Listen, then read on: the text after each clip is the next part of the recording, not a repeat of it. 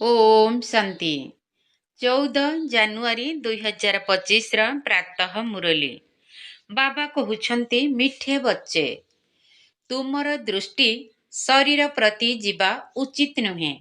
निजकु आत्मा मनेकर शरीर को देख नाही। तुमर दृष्टि शरीर प्रति जीवा उचित नुहे। निजकु आत्मा मनेकर शरीर को देख नाही। प्रश्न प्रत्येक ब्राह्मण संतान मानकु विशेष केउ दुईटी कथा उपरे ध्यान देबाकु हेब। प्रत्येक ब्राह्मण संतान मानकु विशेष केउ दुईटी कथा उपरे ध्यान देबाकु हेब। उत्तर 1 पाठ पढ़ा उपरे, 2 दैवी गुण उपरे। केतेक पिलांक भितरे क्रोधर अंश मध्य नाही। आउ केही त क्रोधर बसीभूत होई बहुत लड़ाई झगड़ा करुछन्ति। पिलामाने भाविबा उचित जे आमको दैवी गुण धारण करी देवता हेबाकु पड़िबो। केबे भी क्रोधित होई कथावार्ता करिबा उचित नुहे। बाबा कहउछन्ति जदि कौनसी संतान भितरे क्रोध अछि तेबे ताकु भूतनाथ भूतनाथिनी कुहाजिबो। एभली भूत प्रवेश करिथिबा आत्मा मानक सहित तुम मानकु कथावार्ता मध्य करिबा उचित नुहे।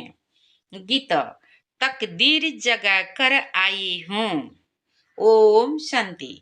पिला माने गीत सुनिले अन्य कौनसी भी सत्संगरे केबे हेले रेकर्ड गीत उपरे बुझाई न थांती। सेठारे शास्त्र सुनाई थांती। गुरुद्वार रे जेपरी ग्रंथरु दुईटी वचन बाहर करी कथाकार बसी तार विस्तार करी सुनाई थांती। रेकर्ड गीत उपरे केही बुझाइबा एहा अन्य केउठारे हुए नाही। एबे बाबा बुझाउछन्ति जे ए सबु हेउछि भक्ति मार्गर गीत। पिला मानकु बुझाई दिया जाइछि जे ज्ञान हेउछि अलगा जिनिस जहा एकमात्र निराकार शिवंक ठारु मिली परिबो। एहाकु रुहानी आत्मज्ञान कुहा जाउछि। ज्ञान तो बहुत प्रकारर अछि ना। काहाकु जदि पचरा जीव एही गालीचा किपरि तयारी हुए तुमर ज्ञान अछि। प्रत्येक जिनिसर ज्ञान रहिछि। से सबु हेला भौतिक कथा। पिला माने जानिछन्ति आम आत्मा मानकर आत्मिक पिता एकमात्र सिए ही अटंती। तांकर रूप देखा जाए नाही। सेही निराकारंकर चित्र मध्य शालग्राम सदृश अटे। तांको ही परमात्मा कुहा जाए। तांको निराकार मध्य कुहा जाए। तांकर मनुष्यंक परि आकार नाही। प्रत्येक वस्तुर निश्चित आकार रही थाए। समस्तंक मध्यरे सबुठारु छोट आकार हेउछि आत्मार। एहाकु प्रकृतिर विचित्रता ही कुहाजिब। आत्मा बहुत छोट अटे जहाकि एही आखि द्वारा देखा जाए नाही। तुम संतान मानकु दिव्य दृष्टि मिलिछि जहा द्वारा तुमे सबु साक्षात्कार करुछ। जहा अतीत होई जाइछि ताकु दिव्य दृष्टि द्वारा देखा जाई थाए। प्रथम नंबर रे तो एही ज्ञान अतीत होई जाइछि। एबे पुनर्बार बाबा आसीथिबारु तांकर मध्य साक्षात्कार हेउछि। एहा बहुत सूक्ष्म कथा। एथिरु बुझा जाउछि परमपिता परमात्मांक बिना आत्मार ज्ञान केही देई परिबे नाही। मनुष्य माने जेपरि आत्मा को यथार्थ भावरे जानी नाहंती सेहीपरि परमात्मा को मध्य यथार्थ रूपे जानी परिबे नाही। दुनिया रे मनुष्य मानकर अनेक मत रहिछि। केही कहउछन्ति आत्मा परमात्मा कठारे लीन होई जाउछि। केही पुणी आउ कोन कहउछन्ति। एबे तुमे पिला माने पुरुषार्थर क्रम अनुसारे जानुछ। ताहा मध्य समस्तंक बुद्धि रे समान भावे धारण होई परिबो नाही। निरंतर बुद्धि रे मध्य रखिबाकु हेब। आमे हेउछु आत्मा। आत्मा को ही 84 जन्मर अभिनय करिबाकु पडुछि। वर्तमान बाबा कहउछन्ति निजकु आत्मा निश्चय करी परमपिता परमात्मा को चिन्ह एवं मने पकाओ। बाबा कहउछन्ति मु एही ब्रह्माक शरीर रे प्रवेश करी तुम संतान मानकु ज्ञान देउछि। तुमे निजकु आत्मा भाबु न थिबारु तुमर दृष्टि एही ब्रह्माक शरीर प्रति चली जाउछि। वास्तव रे तुमर यांक सहित कौनसी काम नाही। ସମସ୍ତଙ୍କର ସଦ୍ଗତି ଦାତା ତ ସେହି ଶିବ ବାବା ଅଟନ୍ତି। ତାଙ୍କର ମତରେ ଚାଲି ଆମେ ସମସ୍ତଙ୍କୁ ସୁଖ ଦେଉଛୁ। ବ୍ରହ୍ମାଙ୍କର ମଧ୍ୟ ଅହଙ୍କାର ଆସୁନାହିଁ ଯେ ମୁଁ ସମସ୍ତଙ୍କୁ ସୁଖ ଦେଉଛି।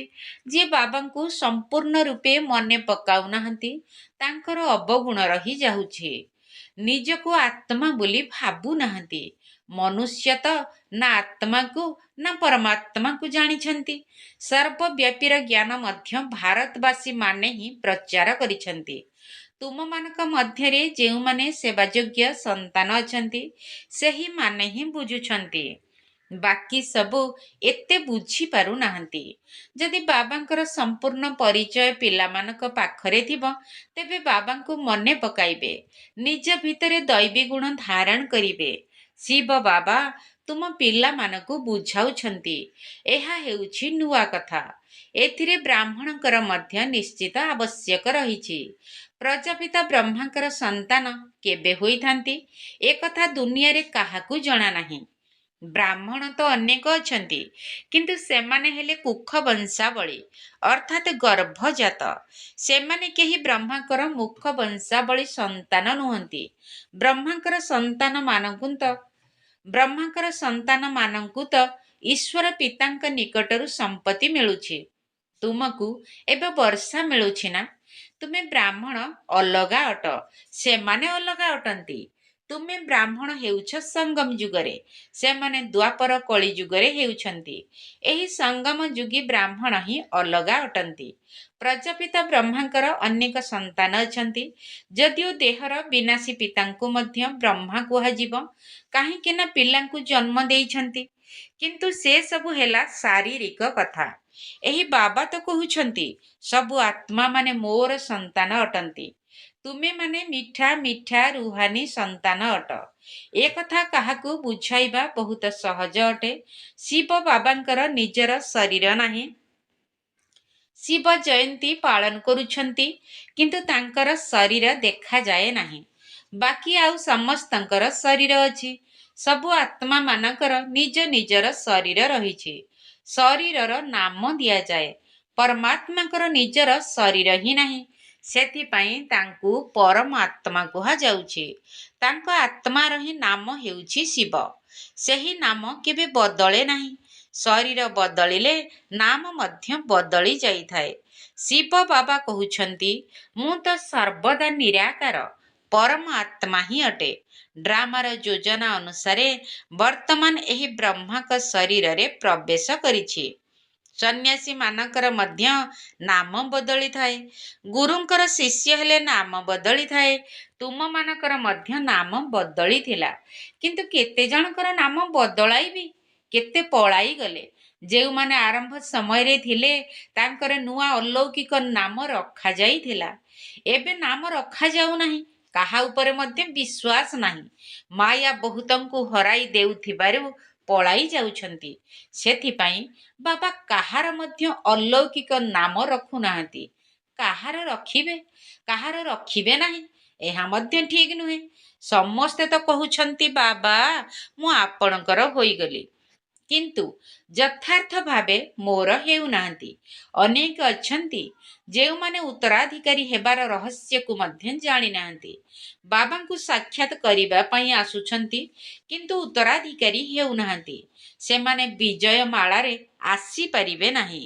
କେତେକ ଭଲ ଭଲ ପିଲା ଭାବୁଛନ୍ତି ଆମେ ତ ଉତ୍ତରାଧିକାରୀ ଅଟୁ, କିନ୍ତୁ ବାବା ଜାଣିଛନ୍ତି ଇଏ ଉତ୍ତରାଧିକାରୀ ନୁହନ୍ତି।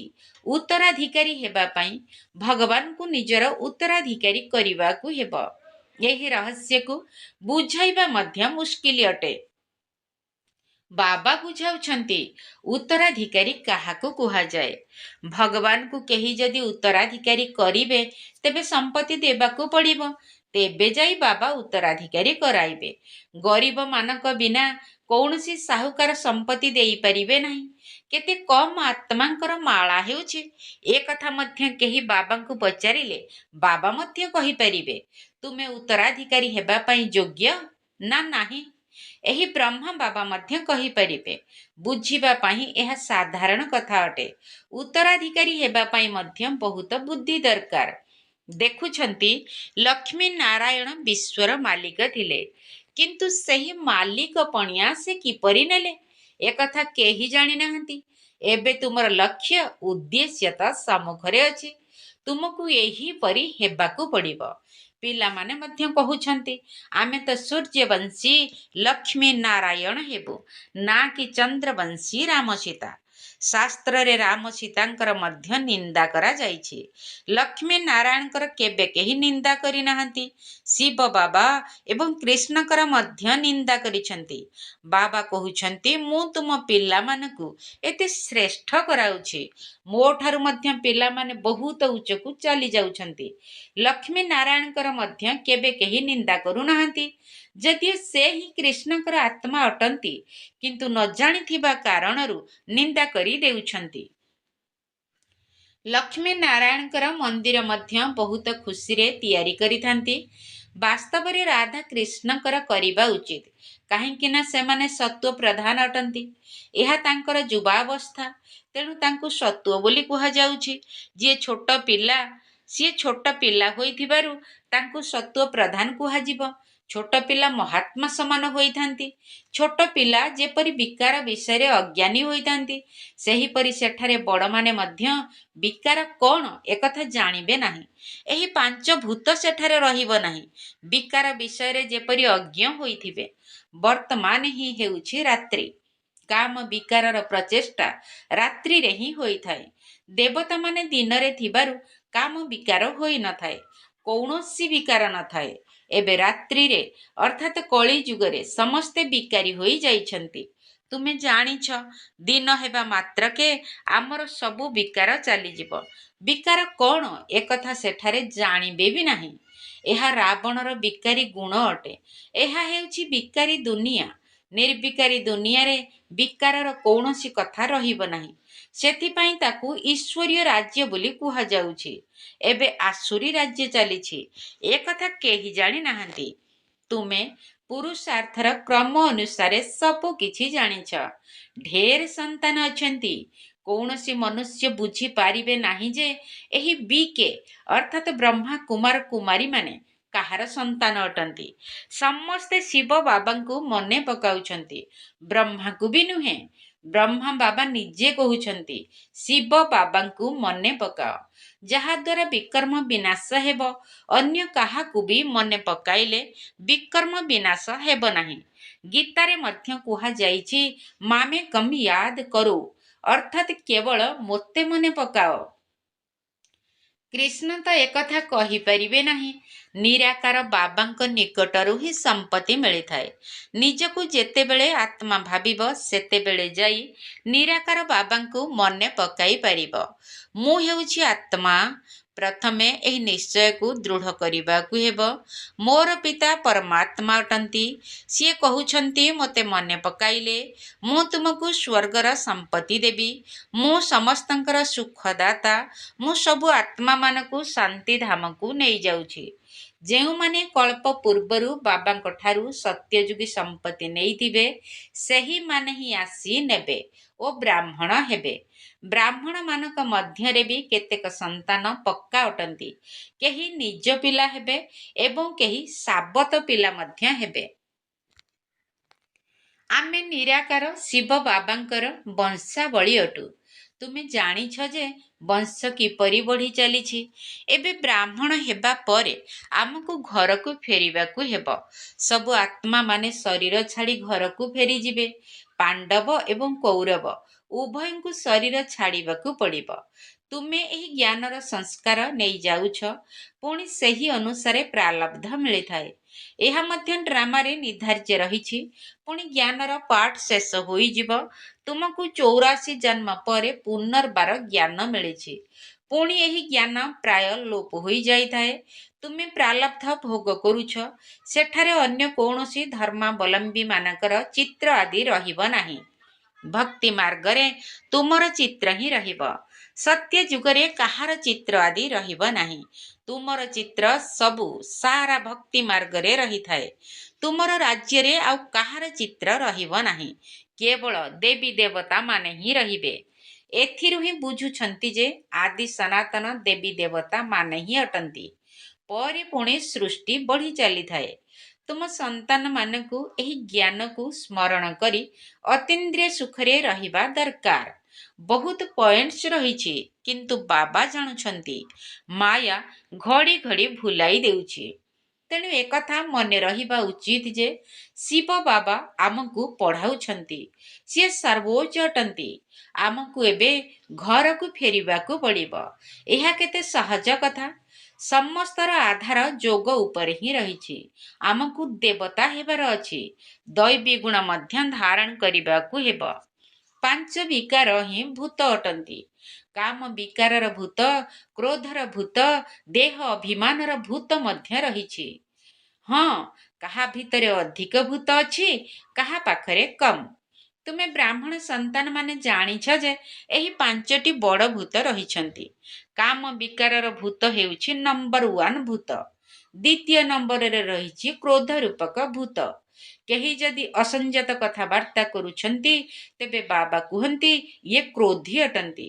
ଏହି ଭୂତ ବାହାରି ଯିବା ଉଚିତ। କିନ୍ତୁ ଭୂତ ବାହାରିବା ବହୁତ ମୁସ୍କିଲ ଅଟେ। କ୍ରୋଧ ପରସ୍ପରକୁ ଦୁଃଖ ଦେଇଥାଏ। ମୋହ ଦ୍ୱାରା ବହୁତଙ୍କୁ ଦୁଃଖ ହୋଇନଥାଏ। ଯାହାଙ୍କର ମୋହ ଥିବ ତାଙ୍କୁ ହିଁ ଦୁଃଖ ହେବ। ସେଥିପାଇଁ ବାବା ବୁଝାଉଛନ୍ତି ଏହି ଭୂତ ଗୁଡ଼ିକୁ ବାହାର କରିଦିଅ। ପ୍ରତ୍ୟେକ ସନ୍ତାନକୁ ବିଶେଷ ଭାବରେ ପାଠ ପଢ଼ା ଏବଂ ଦୈବୀ ଗୁଣ ପ୍ରତି ଧ୍ୟାନ ଦେବା ଉଚିତ। କେତେକ ସନ୍ତାନମାନଙ୍କ ଭିତରେ ତ କ୍ରୋଧର ଅଂଶ ମଧ୍ୟ ନାହିଁ। କେହି ତ କ୍ରୋଧିତ ହୋଇ ବହୁତ ଲଢ଼େଇ କରିଥାନ୍ତି। ପିଲାମାନେ ଖିଆଲ କରିବା ଉଚିତ ଯେ ଆମକୁ ଦୈବୀ ଗୁଣ ଧାରଣ କରି ଦେବତା ହେବାକୁ ପଡ଼ିବ। କେବେ କ୍ରୋଧରେ କଥା ହେବା ଅନୁଚିତ। କେହି ରାଗିଲେ ଭାବିନିଅ ଯେ ୟାଙ୍କ ଭିତରେ କ୍ରୋଧର ଭୂତ ରହିଛି। ସେମାନେ ଯେପରି ଭୂତନାଥ ଭୂତନାଥିନୀ ହୋଇଯାଉଛନ୍ତି। ଏପରି ଭୂତଙ୍କ ସହିତ କେବେ କଥା ହେବା ଅନୁଚିତ। ଜଣେ ଯଦି କ୍ରୋଧରେ ଆସି କଥା ହେଲା, ପୁଣି ଅନ୍ୟ ଜଣଙ୍କ ପାଖକୁ ମଧ୍ୟ ଭୂତ ଆସିଗଲା, ତେବେ ଭୂତ ପରସ୍ପର ମଧ୍ୟରେ ଲଢ଼େଇ କରିବାରେ ଲାଗିଯିବେ। ଭୂତ ନାଥିନୀ ଅକ୍ଷର ବହୁତ ଖରାପ ଅଟେ। ଭୂତର ପ୍ରବେଶତା ନ ହୋଇଯାଉ ସେଥିପାଇଁ ମନୁଷ୍ୟମାନେ ତାଙ୍କଠାରୁ ଦୂରେଇ ଯାଇଥାନ୍ତି। ଭୂତ ସମ୍ମୁଖରେ ଛିଡ଼ା ହେବା ମଧ୍ୟ ଅନୁଚିତ, ନଚେତ ପ୍ରବେଶତା ହୋଇଯିବ। ବାବା ଆସି ଆସୁରୀ ଗୁଣ ବାହାର କରି ଦୈବୀ ଗୁଣ ଧାରଣ କରାଉଛନ୍ତି। ବାବା କହୁଛନ୍ତି ମୁଁ ଆସିଛି ଦୈବୀ ଗୁଣ ଧାରଣ କରାଇ ଦେବତା କରାଇବା ପାଇଁ। ପିଲାମାନେ ଜାଣିଛନ୍ତି ଆମେ ଦୈବୀ ଗୁଣ ଧାରଣ କରୁଛୁ। ଦେବତାମାନଙ୍କର ଚିତ୍ର ମଧ୍ୟ ସମ୍ମୁଖରେ ରହିଛି। ବାବା ବୁଝାଇଛନ୍ତି କ୍ରୋଧିତ ବ୍ୟକ୍ତିଙ୍କ ଠାରୁ ଏକଦମ ଦୂରେଇ ଯାଅ। ନିଜକୁ ସୁରକ୍ଷିତ ରଖିବାର ଉପାୟ କରିବା ଦରକାର। ଆମ ଭିତରେ କ୍ରୋଧ ନ ଆସୁ, ନଚେତ 100 ଗୁଣା ପାପ ବଢ଼ିଯିବ। ବାବା ପିଲାମାନଙ୍କୁ କେତେ ଭଲ ଭାବରେ ବୁଝାଉଛନ୍ତି। ପିଲାମାନେ ମଧ୍ୟ ବୁଝୁଛନ୍ତି। ବାବା ଅବିକଳ କଳ୍ପ ପୂର୍ବ ସଦୃଶ ବୁଝାଉଛନ୍ତି। ପୁରୁଷାର୍ଥର କ୍ରମ ଅନୁସାରେ ସମସ୍ତେ ବୁଝିବେ। ନିଜ ଉପରେ ଏବଂ ଅନ୍ୟମାନଙ୍କ ଉପରେ ମଧ୍ୟ ଦୟା କରିବାକୁ ହେବ। କେହି ନିଜ ଉପରେ ଦୟା କରିନଥାନ୍ତି, ଅନ୍ୟ ଉପରେ କରିଥାନ୍ତି। ତେଣୁ ସେମାନେ ଉଚ୍ଚକୁ ଉଠି ଯାଇଥାନ୍ତି। ଇଏ ନିଜେ ପୁଣି ତଳେ ରହିଯାଇଥାନ୍ତି। ନିଜେ ବିକାର ଉପରେ ବିଜୟ ପ୍ରାପ୍ତ କରୁନାହାନ୍ତି, ଅନ୍ୟକୁ ବୁଝାଉଛନ୍ତି, ଯାହାକି ସେ ବିଜୟୀ ହୋଇଯାଇଥାନ୍ତି। ଏପରି ମଧ୍ୟ ଚମତ୍କାର ହୋଇଥାଏ। ଆଚ୍ଛା, ମିଠା ମିଠା ଶିଖିଲ ଦେ ସନ୍ତାନମାନଙ୍କ ପ୍ରତି ମାତା ପିତା ବାପ ଦାଦାଙ୍କର ମଧୁର ସ୍ନେହ ସମ୍ପନ୍ନ ଶୁଭେଚ୍ଛା ଏବଂ ସୁପ୍ରଭାତ। ଆତ୍ମିକ ପିତାଙ୍କର ଆତ୍ମିକ ସନ୍ତାନମାନଙ୍କୁ ନମସ୍ତେ। ଆମ ଆତ୍ମିକ ସନ୍ତାନମାନଙ୍କର ଆତ୍ମିକ ବାପ ଦାଦାଙ୍କୁ ନମସ୍ତେ, ନମସ୍ତେ, ନମସ୍ତେ ଏବଂ ସୁପ୍ରଭାତ। ଧାରଣା ପାଇଁ ମୁଖ୍ୟ ସାର ପ୍ରଥମ ପଏଣ୍ଟ। ଜ୍ଞାନକୁ ସ୍ମରଣ କରି ଅତୀନ୍ଦ୍ରିୟ ସୁଖରେ ରହିବାକୁ ହେବ। କାହା ସହିତ ବି ଅସଂଯତ କଥାବାର୍ତ୍ତା କରିବା ଅନୁଚିତ। କେହି ଯଦି କ୍ରୋଧିତ ହୋଇ କଥାବାର୍ତ୍ତା କରୁଛି, ତେବେ ତାଙ୍କଠାରୁ ଦୂରେଇ ଯିବା ଉଚିତ। ଜ୍ଞାନକୁ ସ୍ମରଣ କରି ଅତୀନ୍ଦ୍ରିୟ ସୁଖରେ ରହିବାକୁ ହେବ। କାହା ସହିତ ବି ଅସଂଯତ କଥାବାର୍ତ୍ତା କରିବା ଅନୁଚିତ। କେହି ଯଦି କ୍ରୋଧିତ ହୋଇ କଥାବାର୍ତ୍ତା କରୁଛି, ତେବେ ତାଙ୍କଠାରୁ ଦୂରେଇ ଯିବା ଉଚିତ। ଦ୍ୱିତୀୟ ପଏଣ୍ଟ, ଭଗବାନଙ୍କର ଉତ୍ତରାଧିକାରୀ ହେବା ପାଇଁ ପ୍ରଥମେ ତାଙ୍କୁ ନିଜର ଉତ୍ତରାଧିକାରୀ କରିବାକୁ ହେବ। ବୁଦ୍ଧିମାନ ହୋଇ ନିଜର ସବୁ କିଛି ବାବାଙ୍କୁ ଅର୍ପଣ କରି ସେଥିରୁ ନିଜର ମମତ୍ୱ ତୁଟାଇ ଦେବାକୁ ହେବ। ନିଜ ଉପରେ ନିଜେ ହିଁ ଦୟା କରିବାକୁ ହେବ। ଭଗବାନଙ୍କର ଉତ୍ତରାଧିକାରୀ ହେବା ପାଇଁ ପ୍ରଥମେ ତାଙ୍କୁ ନିଜର ଉତ୍ତରାଧିକାରୀ କରିବାକୁ ହେବ। ବୁଦ୍ଧିମାନ ହୋଇ ନିଜର ସବୁ କିଛି ବାବାଙ୍କୁ ଅର୍ପଣ କରି ସେଥିରୁ ନିଜର ମମତ୍ୱ ତୁଟାଇ ଦେବାକୁ ହେବ। ନିଜ ଉପରେ ନିଜେ ହିଁ ଦୟା କରିବାକୁ ହେବ। ବରଦାନ: ସର୍ବଦା ସାକ୍ଷୀ ସ୍ଥିତିରେ ରହି ନିଜର ଉଚ୍ଚ ସ୍ଥିତି ଦ୍ୱାରା ସର୍ବ ଆତ୍ମାକୁ ସକାଶ ଦେଉଥିବା ବାବାଙ୍କ ସମାନ ଅବ୍ୟକ୍ତ ଫରିସ୍ତା ହୁଅ। ସର୍ବଦା ସାକ୍ଷୀ ସ୍ଥିତିରେ ରହି ନିଜର ଉଚ୍ଚ ସ୍ଥିତି ଦ୍ୱାରା ସର୍ବ ଆତ୍ମାଙ୍କୁ ସକାଶ ଦେଉଥିବା ବାବାଙ୍କ ସମାନ ଅବ୍ୟକ୍ତ ଫରିସ୍ତା ହୁଅ। ଚାଲିବା ବୁଲିବା ସମୟରେ ନିଜକୁ ଆତ୍ମା ଏବଂ କର୍ମ କରିବା ସମୟରେ ଅବ୍ୟକ୍ତ ଫରିସ୍ତା ମନେ କରିବ, ତେବେ ସର୍ବଦା ଖୁସିରେ ଉଡ଼ିବାକୁ ଲାଗିବ। କାରଣ ଫରିସ୍ତା ଅର୍ଥାତ୍ ସର୍ବଦା ଉଚ୍ଚ ସ୍ଥିତିରେ ରହୁଥିବା ଆତ୍ମା। ଏହି ଦେହର ଦୁନିଆରେ ଯାହା ବି ହେଇଯାଉ, କିନ୍ତୁ ତୁମେ ସାକ୍ଷୀ ସ୍ଥିତିରେ ରହି ସମସ୍ତଙ୍କର ପାର୍ଟକୁ ଦେଖୁଥାଅ ଏବଂ ସକାଶ ଦେଉଥାଅ, କିନ୍ତୁ କେବେ ବି ନିଜର ଉଚ୍ଚ ସ୍ଥିତିର ଆସନରୁ ତଳକୁ ଆସି କାହାକୁ ସକାଶ ଦେଇପାରିବ ନାହିଁ। ତେଣୁ ସର୍ବଦା ଉଚ୍ଚ ସ୍ଥିତିରେ ସ୍ଥିତ ହୋଇ ନିଜର ମନର ବୃତ୍ତି ଦ୍ୱାରା, ଦୃଷ୍ଟି ଦ୍ୱାରା ସହଯୋଗର କଲ୍ୟାଣର ସକାଶ ଦିଅ, ତଳ ଉପର ସ୍ଥିତି ଦ୍ୱାରା ନୁହେଁ।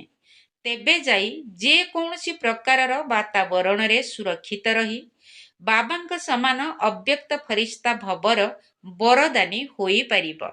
ସ୍ଲୋଗାନ: ନିଜର ଯୋଗବଳ ଦ୍ୱାରା ଦୁଃଖକୁ ସୁଖରେ ଏବଂ ଅଶାନ୍ତିକୁ ଶାନ୍ତିରେ ପରିବର୍ତ୍ତନ କର। ନିଜର ଯୋଗବଳ ଦ୍ୱାରା ଦୁଃଖକୁ ସୁଖରେ ଏବଂ ଅଶାନ୍ତିକୁ ଶାନ୍ତିରେ ପରିବର୍ତ୍ତନ କର। ନିଜର ଶକ୍ତିଶାଳୀ ସଂକଳ୍ପ ଦ୍ୱାରା ସୂକ୍ଷ୍ମ ଶକ୍ତି ପ୍ରଦାନ କରିବାର ସେବା କର। ନିଜର ଶକ୍ତିଶାଳୀ ସଂକଳ୍ପ ଦ୍ୱାରା ସୂକ୍ଷ୍ମ ଶକ୍ତି ପ୍ରଦାନ କରିବାର ସେବା କର। ଆଜିର ଅବ୍ୟକ୍ତ ଇଶାରା: ନିଜର ଶୁଭ ଭାବନା, ଶ୍ରେଷ୍ଠ କାମନା, ଶ୍ରେଷ୍ଠ ବୃତ୍ତି, ଶ୍ରେଷ୍ଠ ପ୍ରକମ୍ପନ ଦ୍ୱାରା ଯେକୌଣସି ସ୍ଥାନରେ ରହି ସଂକଳ୍ପ ଦ୍ୱାରା ଅନେକ ଆତ୍ମାଙ୍କର ସେବା କରିପାରିବ। ତେବେ ଏହାର ବିଧି ହେଲା ଲାଇଟ୍ ହାଉସ୍ ମାଇଟ୍ ହାଉସ୍ ହେବା, ଅର୍ଥାତ୍ ଆଲୋକ ଏବଂ ଶକ୍ତିର କେନ୍ଦ୍ର ହେବା। ଏଥିରେ କୌଣସି ସ୍ଥୂଳ ସାଧନର, ସୁଯୋଗ ମିଳିବାର ବା ସମୟର କୌଣସି ସମସ୍ୟା ନାହିଁ। କେବଳ ଲାଇଟ୍ ମାଇଟ୍ରେ ସମ୍ପନ୍ନ ରହିବା ଦରକାର। ଓମ୍ ଶାନ୍ତି।